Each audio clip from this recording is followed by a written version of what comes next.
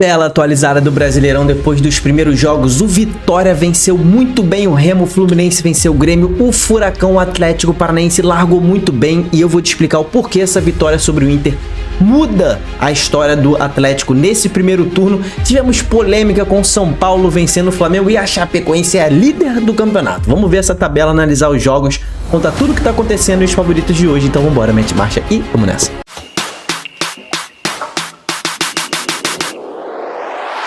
Fala, torcedores e torcedoras fanáticos e fanáticos, eu me chamo Diogo Cunha, um bom dia pra você que está assistindo esse vídeo logo cedo, 6 horas da manhã. Já me bota aqui nos comentários se você tá assistindo aí 6, 7 horas da manhã pra eu dar um salve pra você logo agora cedinho, porque ontem tivemos aí a primeira rodada do Campeonato Brasileiro, faltam 2 jogos hoje ainda. Se inscreve aqui no canal, esse é o radar da Série A no torcedorismo, a gente vai analisar a tabela, os jogos que já se passaram e os jogos que virão. A gente vai acompanhar o Campeonato Brasileiro o tempo todo, temos lives ao final de todos os jogos, se inscreve no canal. A tabela é essa aqui, meu camarada, a tabela do Globoesporte.com, e tivemos várias surpresas nessa primeira rodada. Campeonato Brasileiro já começou como, né, meu camarada? Vamos lá. Tivemos jogos muito importantes como esse Galo e Palmeiras, tá? O Galo, ele conseguiu imprimir um ritmo muito forte, foi um jogaço, o Palmeiras começou na frente, o Galo virou e o Vitor Roque empatou no final. Um bom jogo mostra que o Atlético Mineiro vai conseguir competir em alto nível em determinados jogos. Vamos ver se o Atlético vai conseguir manter esse padrão pro resto da temporada, mas foi um belo jogo. O Furacão fez o seu gol, jogou no contra-ataque, entregou a bola pro Inter, que perdeu muito gol, que teve gol anulado, mas o Viveiros também perdeu 2 gols na cara, além de ter dado uma assistência, e isso aqui muda o patamar do Atlético para a temporada, pelo menos para o primeiro turno, tá? Por quê? Se o Atlético aproveitar agora a oportunidade que tem na mão, pode já decolar nesse início de Campeonato Brasileiro. Por quê? A vitória sobre o Inter abre a possibilidade de 3 vitórias seguidas nesse início. Por quê? Próxima rodada ele enfrenta o Corinthians, só que esse jogo aqui ele foi adiado, né? Ele foi adiado, vai ser no dia 18 de fevereiro. Então, a próxima rodada do Atlético é dia 12, quinta-feira, dentro de casa contra o Santos. E depois desse jogo contra o Santos, vem o jogo contra o Corinthians também dentro de casa. Então, o Atlético tem 2 jogos seguidos dentro de casa contra adversários que o Atlético tem condição de vencer, e depois ele visita o Bragantino. Mas essas 3 primeiras rodadas agora, com essa vitória fora de casa diante do Inter, vai jogar 2 jogos em casa, o Atlético pode já dar uma arrancada que dê uma certa tranquilidade para o resto do campeonato. Óbvio que nada fica garantido com 3 vitórias seguidas, mas a tranquilidade para o trabalho vem. O Atlético do Odair nessa temporada vai ser o que foi nesse jogo contra o Inter, um time pragmático que só sai na boa e tem uma defesa muito forte. Do lado do Internacional, o ano começa como 2025 terminou, né? O Inter na zona do rebaixamento, inacreditável, é o mesmo time, com quase nenhum reforço, o Inter tá com o mesmo time, o planejamento do Inter segue tendo dificuldade de fazer contratações que mudem o elenco de patamar. O Inter não mudou muito em relação ao ano passado, não tinha um time para disputar rebaixamento no ano passado. Talvez por isso que a diretoria esteja aí investindo no mesmo elenco de novo, mas me parece um erro investir no mesmo elenco de novo. Curitiba fez a sua reestreia na Série A e logo no início do jogo, ali meia hora de jogo, Josué foi expulso. E eu já dou minha opinião aqui, quero que você dê sua opinião aqui no chat também. Pedro Morisco erra feio nesse lance, né? Um goleiro jovem, excepcional, mas excesso de confiança. Ele dá um tapa na bola sem olhar direito onde o Josué tá. O Josué também era para estar um pouco mais abaixo, o posicionamento do Josué não estava o ideal, mas o Morisco tinha que olhar onde o Josué estava. Ele dá um tapa sem olhar, a bola sai curta. O Lucas Barbosa, se eu não me engano, adianta, né? Se adianta, ele antecipa, dá um toque na frente e quando ele vai sair na cara do gol, o Josué dá um tapa, dá um rapa na perna dele. E o Lucas Barbosa ia sim sair na cara do gol, na minha opinião. Se você reparar o lance, eu não posso mostrar aqui, mas ele dá um tapa na bola. Na hora que ele vai dar o tapa na bola, ele chega muito na frente do Josué. E é no momento em que ele tá dando tapa na bola que o Josué dá um rapa no pé dele. E por isso o tapa acaba até saindo torto. Porque se ele não tivesse tomado esse rapa, ele ia dar um tapa na direção do gol. E ninguém ia pegar o Lucas Barbosa, era uma chance clara. A expulsão foi correta, mas por um erro maior do Josué, do Morisco, do que do Josué. Mas o Josué errou também o posicionamento. Só que, meu irmão, depois a partida que o Morisco fez foi uma coisa absurda. Que goleiro absurdo, é o melhor goleiro do campeonato, eu já cravo aqui. Pra mim, Pedro Morisco será o melhor goleiro do campeonato. Esse moleque é um gênio. Embaixo das traves, ele é um gênio. Agarrou muito, mas o Bragantino fez o gol no finalzinho ali. O Morisco ainda chegou a defender, mas a bola já tinha entrado. O Bragantino larga na frente. Muito ruim esse resultado pro Coxa, que já não vence aí desde aquela vitória sobre o Atlético Goianiense na Série B do ano passado, que são 8 jogos sem vencer dentro de casa no Couto. Curitiba tem que espantar essa zica e tem que pontuar logo na segunda rodada e já pega o Cruzeiro no Mineirão. Já tem uma tarefa difícil, tá?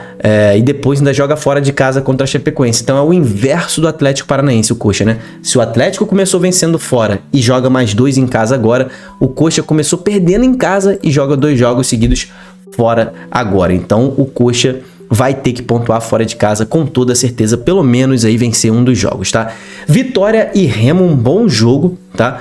Primeiro tempo distinto do segundo tempo, confronto direto contra o rebaixamento já, na minha opinião. O primeiro tempo foi bastante equilibrado. Tem que fazer a ressalva que os dois times desfalcados ainda dos seus principais reforços, principalmente o Remo, né? O Remo estava jogando sem o Rafael Monte, sem o Leonel Pico, sem o Vitor Bueno, sem Diego Hernandes, sem Nico Ferreira, estava sem diversos jogadores que serão titulares nessa temporada ou opções muito próximas de serem titulares. O Remo estava praticamente com o time reserva, né?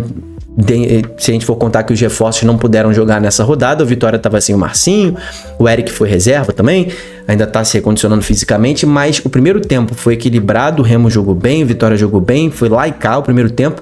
Segundo tempo, o Vitória jogou muito bem. Depois que o Zé Ricardo saiu, o Remo sentiu muito ali no meio de campo. O Jaderson saiu lesionado ainda no primeiro tempo, e aí o meio de campo do Remo acabou perdido, deu muito espaço para o Vitória, principalmente com a entrada do Eric, que deu as 2 assistências. Vitória larga na frente do campeonato, muito importante esses 3 pontos contra um adversário direto na briga pela permanência. O Remo tem que o mais rápido possível integrar esses reforços no seu time, porque tem jogadores ali no Remo que tá claro que não tem aí esse padrão Série A. Então o Remo tem que colocar os reforços em ritmo de jogo o mais rápido possível. Fluminense e Grêmio, um jogaço também. Fluminense jogou bem, mas muito bem mesmo, até tomar o gol. Fluminense imprimiu, talvez o Lúcio Acosta tenha feito o gol mais bonito da rodada ali, junto com o Jean Lucas do Bahia, que fez um golaço também. O gol do Flamengo foi muito bonito pela jogada também, mas o gol do Lúcio Acosta é uma coisa sensacional. Fluminense foi muito bem contra o Grêmio, mas depois que o Grêmio fez o gol ali, mais uma vez, né? O Carlos Eduardo que fez o gol, né? Mais uma vez o Grêmio conseguiu fazer... É Carlos Eduardo o nome dele? Agora me deu branco na cabeça. É Carlos Eduardo, né? Carlos Vinícius. Carlos Vinícius, centroavante, que não deixa de fazer gol nunca. Cheira gol esse cara. Mais uma vez fez o gol do Grêmio. E aí depois daí só deu o Grêmio, meu camarada. Inclusive, o rapaz que entrou no lugar do Carlos Vinícius, né? Deixa eu ver o nome dele aqui. O rapaz que entrou no lugar do Carlos Vinícius, ele perdeu um gol muito feito, cara. Foi o André, né? Meu irmão, ele perdeu um gol muito feito. E também vou dar um salve aí pro Pavon, que entrou jogando demais no Grêmio. Mas demais. O Pavon tem que ser titular do Grêmio. 2 times que vão bem nessa temporada. O Fluminense fez um jogo top de linha até tomar o gol. Só que vamos ver se o elenco do Fluminense vai sustentar a Libertadores e Brasileiro junto com a Copa do Brasil ao mesmo tempo. Mas foi um dos melhores times nessa primeira rodada. O Fluminense foi muito bem, junto com Galo, Palmeiras, que apresentaram um futebol muito importante, essa vitória fora de casa do Furacão. O Bahia virou fora de casa para cima do Corinthians, que entrou com Garro, Memphis e Yuri Alberto, tá? Com seus principais jogadores, não poupou tanto assim para a Supercopa Rei. O Bahia virou com um golaço de Jean Lucas, o Bahia fazendo o que não fez na temporada do ano passado, que é vencer fora de casa, né? E a Chapecoense, a líder do nosso campeonato, a Chape está aqui com 3 pontos, 4 gols marcados, 2 gols de saldo, junto com Vitória aqui no G4, vice-líder Vitória. A Chapecoense fez um jogaço diante do Santos, cara. O Santos ultra desfalcado. E mesmo assim, é o mesmo Santos do ano passado também. Só trouxe Gabigol e Gabriel Menino de diferente ali. E trouxe o Miguelito de volta. Mas enfim, o Santos continua também com um elenco muito frágil. Perde um confronto direto para a Chapecoense de um jeito avassalador. O Santos chegou a virar e tomou a revirada. A Chape faz 3 pontos já muito importantes, porque a sobrevivência da Chape depende desses jogos dentro da sua casa. Lembrando que a Chapecoense, a última vez que disputou o Brasileirão, acho que foi em 2021, talvez, ou 22, A Chape venceu apenas um jogo em 38 rodadas. Agora ela já começa vencendo no Brasileirão. Seja bem-vinda de volta, Chape. E o jogo do campeonato em que muita gente ficou surpresa, inclusive eu. São Paulo virou para cima do Flamengo. O Flamengo jogou muito mal o segundo tempo, tá? Morreu o time completamente, uma bagunça. O Felipe Luiz fez substituições que não deram certo. E no fim do jogo teve um lance polêmico. Foi pênalti ou não foi pênalti no Arrascaeta, né? Aliás, a transmissão da Globo, uma vergonha, né? Ficou 10 minutos depois que o jogo terminou para tentar encontrar uma câmera para ver se teve um toque no Arrascaeta. Eu nem sabia que a Globo tinha tantas câmeras no jogo, só faltou a Rede Globo olhar na câmera do celular de um torcedor para ver se tinha um ângulo diferente. Mas eles encontraram um toque na perna do Arrascaeta, então, sem clubismo, aquilo ali é um pênalti de VAR. Eu até me surpreendi não terem marcado esse pênalti pro Flamengo, tá? No final do jogo.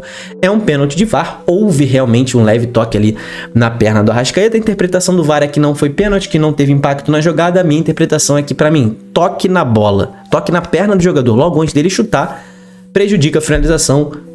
Foi um leve pênaltizinho, mas o Flamengo acabou não tendo esse pênalti marcado. O Jorginho reclamou demais, aliás, um absurdo, né? Léo Ortiz deu o dedo pro juiz, xingou ele de FDP, fez tudo, não levou cartão, mas o Jorginho foi expulso. E uma vitória absurdamente importante para o São Paulo, que vence um jogo que não esperava, né? Então São Paulo larga com 3 pontos, todo mundo botando São Paulo brigando contra o rebaixamento, mas ele venceu o Flamengo, que começa lá na 14ª posição. O Flamengo está na zona do rebaixamento no Carioca e está quase na zona do rebaixamento aqui no Brasileirão também. Hoje teremos Mirassol e Vasco. O Mirassol é levemente favorito para esse jogo diante do Vasco, mas acho que vai ser um jogo muito parelho. O Mirassol não é mais aquele Mirassol do ano passado. É outro Mirassol. Vamos ver se vai encaixar rápido também. Botafogo e Cruzeiro, um dos melhores jogos da rodada também. Espero um jogaço. O Botafogo tem um bom time, o Cruzeiro tem um bom time. Joga no Newton Santos, o Botafogo não vence o Cruzeiro há 10 anos. Acho o Botafogo favorito, mas, cara, não tem como cravar. É muita freguesia. Acho que o Botafogo é favorito dentro de casa. Mas o clima do Botafogo tá pesado, né? Então vamos ver o que vai acontecer aí. Comenta aqui embaixo o que você acha que vai acontecer, os favoritos, os placares para os jogos de hoje. E assim está a tabela, ó. G4 composto por Chapecoense, Vitória, São Paulo e Fluminense ali no G4. Ambos os dois marcaram 2 gols, também sofreram 1. Vem o Bahia ali também com o mesmo resultado de São Paulo e Fluminense. Talvez os cartões estejam influenciando alguma coisa aqui, né? O São Paulo não levou nenhum cartão. Atlético Paranaense e Bragantino compõem os 7 times que venceram nessa rodada, tá? Tivemos poucos empates, né? Tivemos apenas um empate, na verdade, entre Atlético Mineiro e Palmeiras. E aí vem eles dois aqui, a dupla com 1 ponto cada. Cruzeiro, Botafogo, Mirassol e Vasco ainda não jogaram e aqui a turma que perdeu. Por que que esses aqui estão atrás? Saldo de gols do Remo é o pior do campeonato e é o único time que não marcou nenhum gol dentre os que estão em relação com o Santos, né?